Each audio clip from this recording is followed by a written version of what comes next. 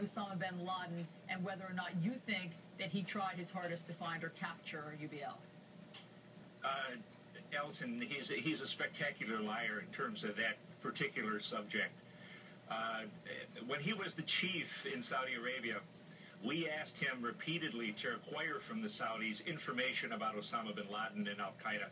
Very, very basic things like birth certificates, bank records, medical records.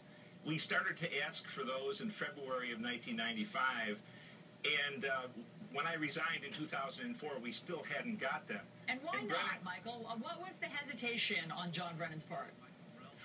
We were annoying the Saudis, Brennan said. The 9/11 Commission has the documents. He said, I'm not going to ask the Saudis for this information because the questions annoy them.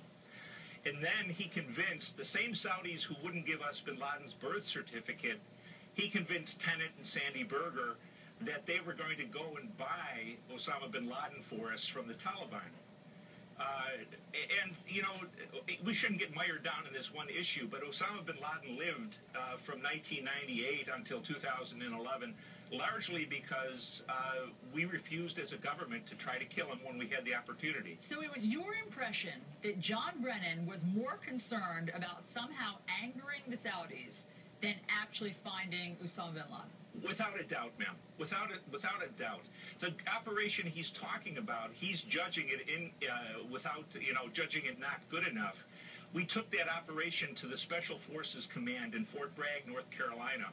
They went over it minutely and said that with the material we had to work with, they could not do a better job than we had done putting that operation together.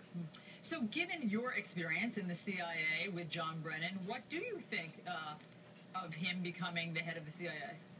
I think the bigger picture is important, ma'am. He's been deliberately deceitful in describing to the American people the kind of threat we're facing from the Islamic world.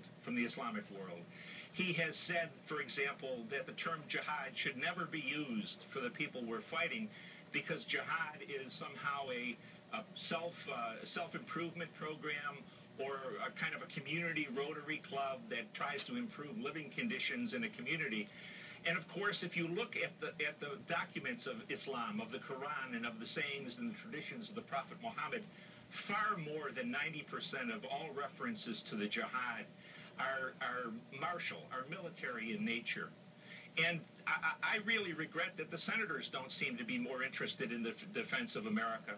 If you put a map up from 2001, just a simple political map, and one of 2013, and colored in the areas where Islamist power, Al-Qaeda power, the power of its allies has grown, in 2001 it would show Afghanistan. Yeah. In 2013 it would show Afghanistan, a large part of Pakistan, Yemen, Iraq, North Africa, Somalia.